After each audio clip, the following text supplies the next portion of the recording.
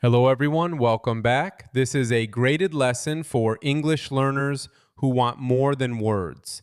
It is for your soul, your spirit, your life.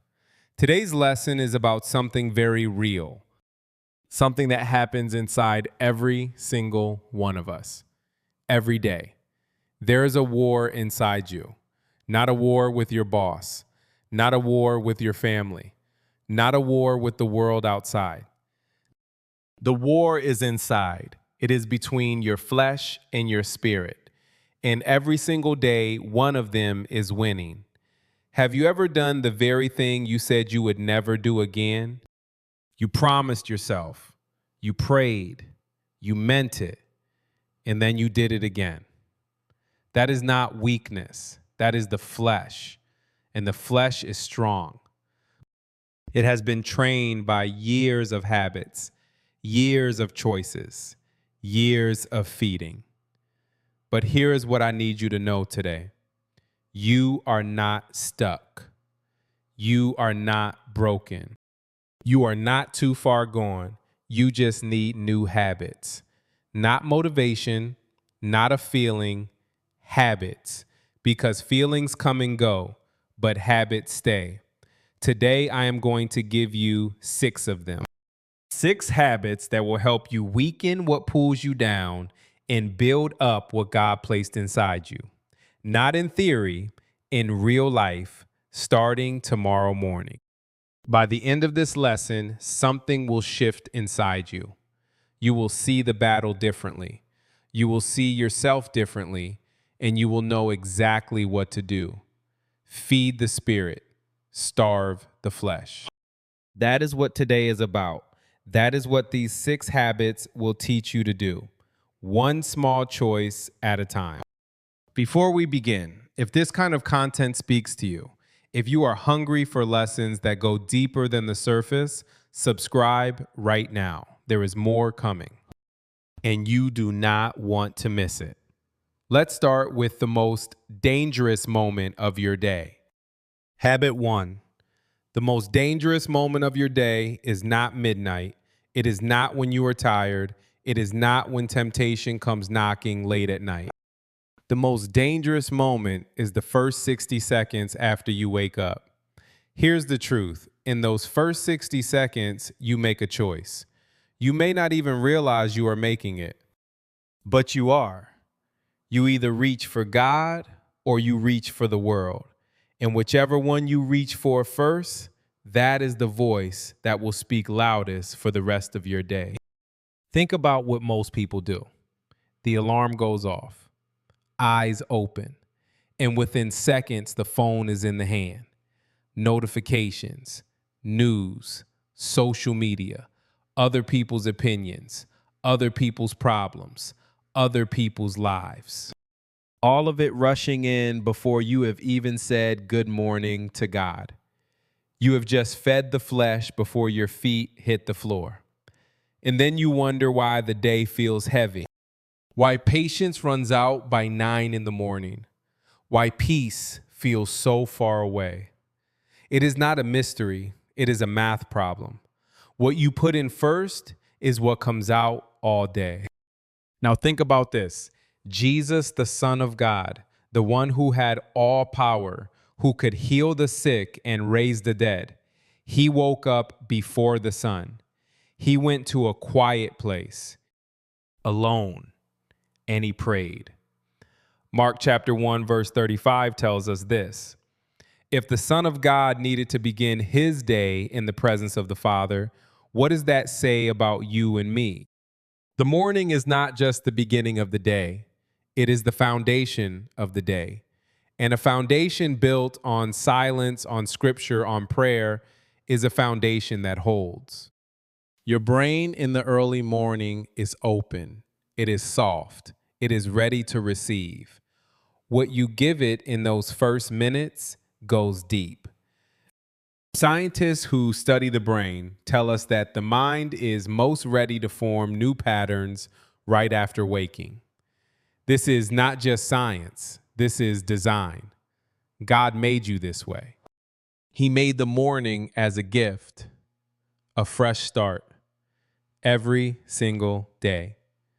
So here's what habit one looks like in real life. Before you touch your phone, before you check anything, before the world gets one word in, you give God 10 minutes, just 10. You pray, you read one passage, you sit in silence and listen. That is it, 10 minutes. A person ruled by the flesh reaches for the phone. A person led by the Spirit reaches for God. You guard your morning. You guard your mind. You guard your day. This is not complicated. It is not expensive. It does not require a perfect quiet room or a special prayer journal. It requires one decision made the night before, phone across the room, Bible on the nightstand, alarm set 10 minutes earlier. That one decision made consistently will change you.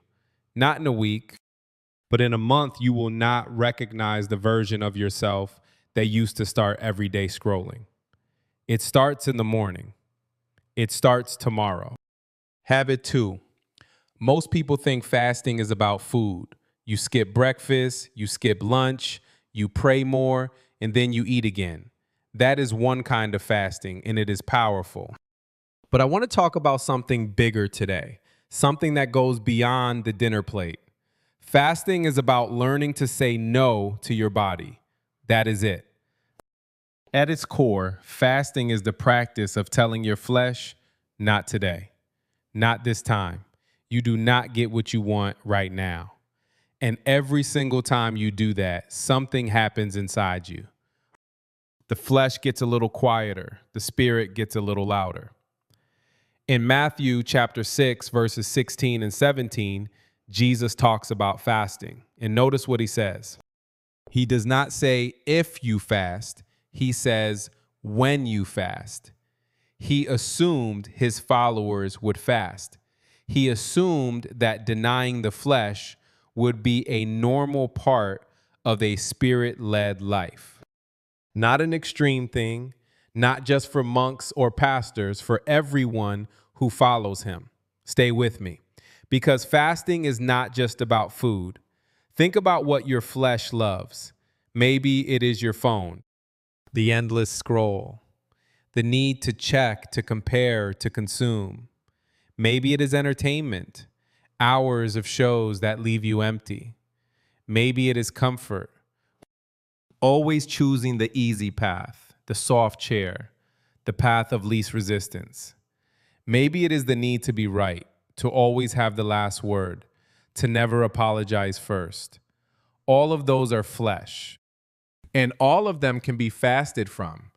David Goggins is a man who understands what it means to go to war with yourself. He has said that most people only ever use a small fraction of what they are truly capable of. Not because they lack talent, but because they are unwilling to be uncomfortable. They feed every craving. They obey every impulse. And so they stay small.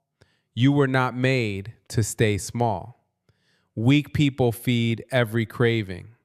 Strong people choose what they feed. Here is a challenge, just one. Pick one thing this week that your flesh loves. One thing that you reach for without thinking. Your phone first thing in the morning. A show you watch every night. Complaining when things go wrong. Pick one and say no to it for 7 days. Not forever, just 7 days. And pay attention to what happens inside you, because something will happen. On day 2 or day 3, your flesh will get loud. It will argue. It will give you reasons why this is not necessary, why you deserve this, why just this once is okay. That loudness is not a sign that you are failing. That loudness is the sound of the flesh losing control. And that is exactly where you want it. Every time you say no, you are building something. You are building a person who is not controlled by impulse, not driven by craving, not enslaved to comfort. You are building someone whose spirit leads and whose flesh follows. That is the person God designed you to be.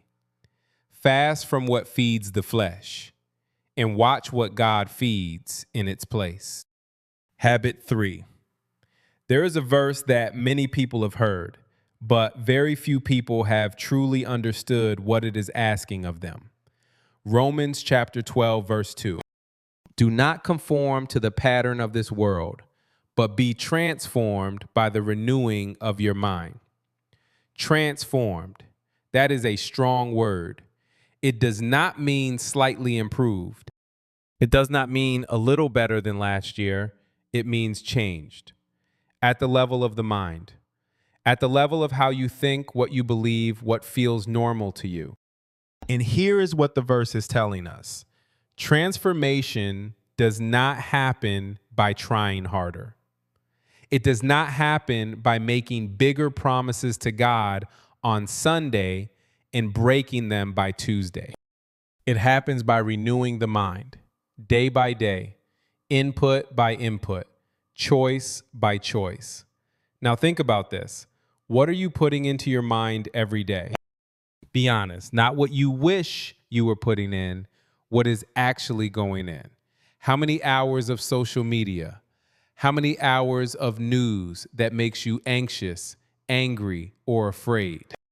How many conversations that drain you, that fill you with gossip, with negativity, with other people's bitterness? And then how many minutes in the Word? How many minutes in prayer? How many minutes sitting quietly, letting God speak? Most people spend hours every day consuming content that feeds the flesh and 0 minutes renewing the mind. It is not about being perfect. It is about being intentional. It is about choosing what gets into your mind. James Clear, who wrote about how habits shape our lives, made something very clear. He said that your environment is more powerful than your willpower. You will not out-discipline a bad environment.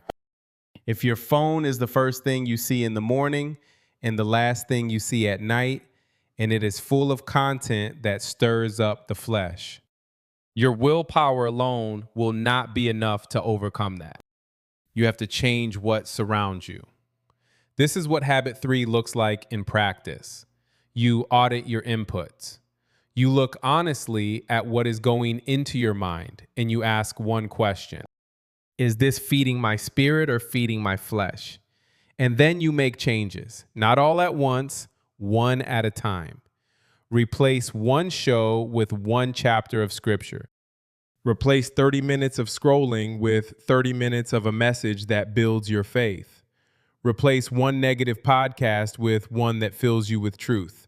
You will feel the difference within days, not weeks, days. Because the mind is hungry.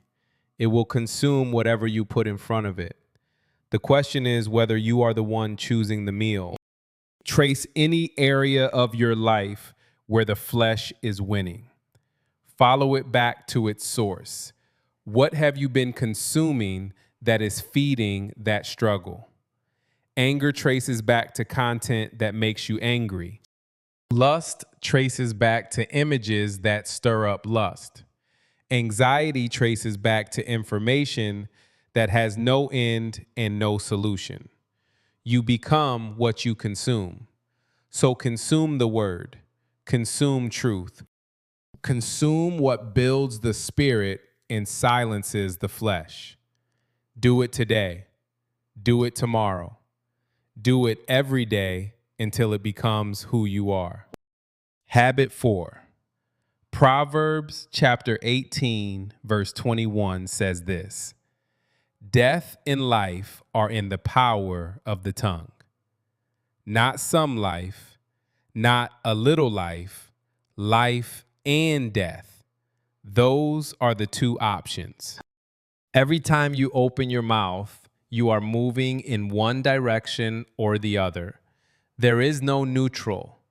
Every word you speak is either building something or tearing something down, either feeding the spirit or feeding the flesh. And the flesh is a very fast talker. The flesh speaks before it thinks. It complains when things are hard. It criticizes when people fail. It gossips when someone is not in the room. It says, I knew this would happen, and nothing ever works out for me, and I am so stupid, and this is just who I am. Hear me on this. Many of us learn to speak this way, not because we are bad people, but because we grew up around it. We heard it from people we loved. We heard it in hard seasons when nothing seemed to be going right. We absorbed it slowly, the way you absorb a language when you live in a country long enough. You did not choose it. It just became part of you. This is not your fault, but it is now your responsibility. Because words are not just sounds that disappear into the air. Words are seeds. And whatever you speak over your life, over your children, over your marriage, over your work, over your future, those seeds go into the ground and they grow. The flesh plants death. The spirit plants life. What did you say to yourself this morning before anyone else spoke to you? In the quiet of your own mind, was it life or was it flesh? If you complain every morning, if you criticize every mistake you make, if you speak death over your own life and call it honesty, the flesh is winning that battle before the day has even started. The spirit speaks differently. The spirit speaks slowly, with intention. It says, this is hard, but God is with me. It says, I made a mistake and I can learn from this. It says, I do not see the way yet, but the way is coming. It does not deny the pain. It does not pretend everything is fine, but it refuses to let the pain have the last word. The flesh speaks quickly and regrets later. The spirit speaks slowly and builds. Here is what habit 4 looks like. Starting today, catch yourself. Every time a negative word is about to leave your mouth, pause for 1 second. 1 second is enough. And ask, is this flesh or is this spirit? Is this building or is this tearing down? You do not have to be perfect. You will not catch every word at first, but the catching is the practice. Every time you catch one, you are training the tongue. And a trained tongue is one of the most powerful weapons a spirit-led person can carry. Speak life, even when the flesh is screaming, especially then. Habit 5. The flesh loves one thing above almost everything else, and it is not pleasure. It is not comfort. It is not even pride. It is isolation. Because in isolation, the flesh has no competition. There is no one to speak truth to you, no one to see what you are really doing, no one to ask the hard question, no one to pull you back when you start to drift. In isolation, the flesh builds walls and calls them protection. It keeps people out and calls it independence. It hides in the dark and calls it privacy. But God never designed you to fight this battle alone. Ecclesiastes chapter 4, verses 9 and 10 say this: 2 are better than 1 because they have a good return for their labor. If either of them falls down, one can help the other up. But pity anyone who falls and has no one to help them up. Pity anyone who falls and has no one to help them up. That sentence is not just poetry. That is a warning. God looked at the design of human life and said, you need someone beside you. Not because you are weak, but because the battle is real. And real battles require real community. Listen carefully. Nelson Mandela spent 27 years inside a prison on Robben Island. 27 years. Confined, isolated from the world, and yet something kept burning inside him. His spirit did not break. His hope did not die. And when you study those years, you find that it was not just his own strength that kept him. It was the community of people around him inside that prison and outside of it who kept the flame alive. People who believed when he could not always believe for himself. People who carried the hope when he was too tired to hold it. The enemy does not fear a busy person. He fears a connected person. Because a connected person has people who will tell them the truth. People who will see the drift before it becomes a fall. People who will pray with them, not just for them. People who know the real struggle, not just the Sunday version. And that brings me to the question I want you to sit with today. Who knows your real struggle? Not the polished version you present to the world, the real one, the one you fight in the quiet, the craving you have never said out loud, the pattern you keep returning to, the shame you have been carrying alone. If your answer is no one, that is the flesh protecting itself. Shame grows in the dark. The flesh survives on secrecy. And the moment you bring it into the light, into real community, into honest relationship, its power begins to break. Feed the spirit, starve the flesh, find your people. One person is enough to start. One person you can be honest with. One person who will pray with you and not judge you. One person who will help you up when you fall. If this lesson is speaking to something real in you, something you have been carrying alone, hit subscribe because more is coming and you are going to need it. You were not made for isolation. You were made for connection.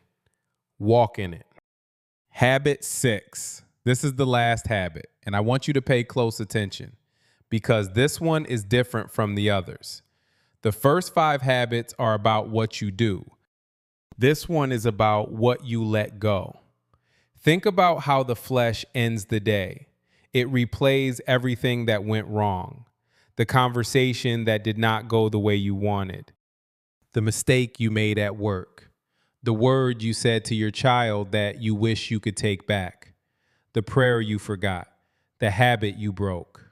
Again, the flesh picks up every one of those moments and holds them, examines them, turns them over and over. And by the time your head hits the pillow, you are not resting. You are still fighting, still carrying, still trying to solve what cannot be solved at 11 o'clock at night. And then the flesh reaches for the phone because it cannot sit with the silence, because silence means feeling, and feeling means facing what is there. But God never asked you to carry today into tomorrow. Psalm chapter 4, verse 8 says this: "In peace I will lie down and sleep. For you alone, Lord, make me dwell in safety." In peace, not in worry, not in replay, not in regret, in peace. That verse was written by a man who had real enemies, real problems, real failures in his past. David was not writing from a comfortable life with nothing to fear. He was writing from a place of choosing surrender over anxiety, choosing to trust God with the night because David knew he could not control what happened while he slept anyway, and neither can you. The brain does something remarkable while you sleep.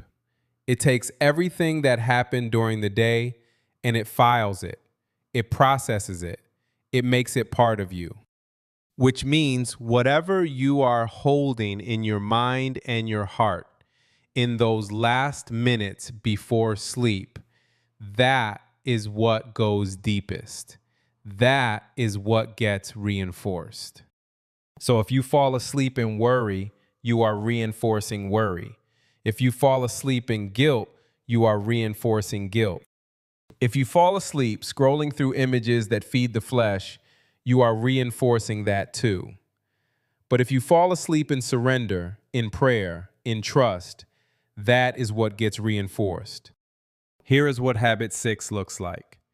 Before you sleep, you take 5 minutes. You name what happened today, not to analyze it, not to fix it, just to name it. You say to God, here is what I did well. Here is where I failed. Here is what I am afraid of. And then you say, I give it all to you. Every piece of it.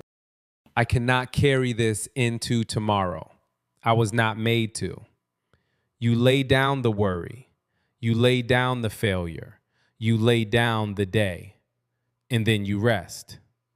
Not because everything is perfect. Not because all the problems are solved. But because the one who holds tomorrow does not sleep. And you can trust him with what you cannot hold. Feed the spirit, starve the flesh.